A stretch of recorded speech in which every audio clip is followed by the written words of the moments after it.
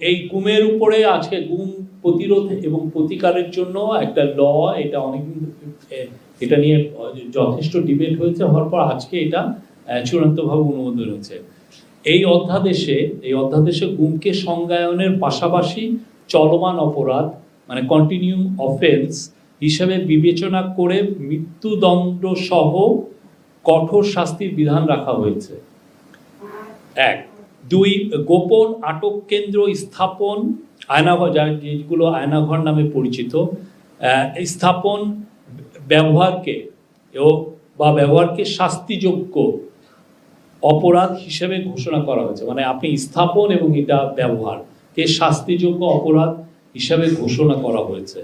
3, জাতীয় মানবাধিকার কমিশন গুম সংক্রান্ত অভিযোগ গ্রহণ ও তদন্তের কমিশনকে গুম সংক্রান্ত অভিযোগ গ্রহণ ও তদন্তের ক্ষমতা প্রদান করা হয়েছে। 4 হচ্ছে খসড়া এই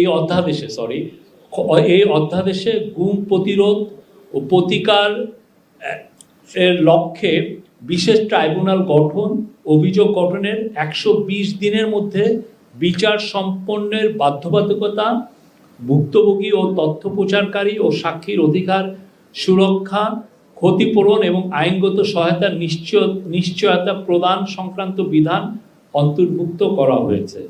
5, এছাড়া গুম প্রতিরোধ, প্রতিকার ও সুরক্ষার উদ্দেশ্যে তহবিল গঠন এবং তথ্য ভাণ্ডার প্রতিষ্ঠার বিধানও সংযোজিত হয়েছে।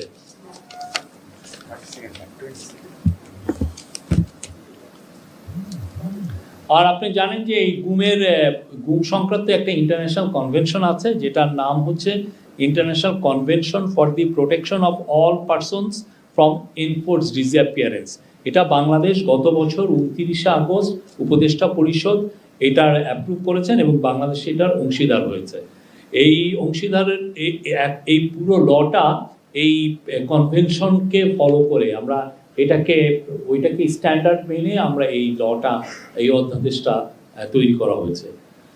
আর এই অধ্যাদেশের উক্ত কনভেনশনের আলোকে এবং সংবিধানের সংরক্ষিত জীবন ও ব্যক্তি স্বাধীনতার অধিকার কার্য করার উদ্দেশ্যে গুম প্রতিরোধ, প্রতিরক্ষা ও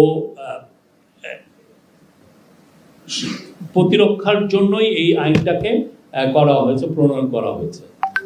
এই ছিল এটা নিয়ে আপনি গত 30 অক্টোবর এটা নিয়ে যথেষ্ট ডিবেট হয়, তারপরে অনেকগুলো বিষয় আসে, সেগুলো এই গত এক সপ্তাহে এটাকে ইনকর্পোরেট করে আজকে এটাকে ফাইনাল ক্যাবিনেটে আসে এবং এই ক্যাবিনেট প্রফেসর মোহাম্মদ ইউনূসের নেতৃত্বে এটাকে আজকে এটা অ্যাপ্রুভ করেছেন।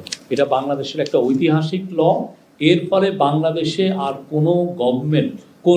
কোনো ফ্যাসিস্ট গভর্নমেন্ট এসে দেশে গুমের রাজত্ব চালাতে পারবে না এবং দেশের কোনো আয়নাঘর তৈরি হবে না।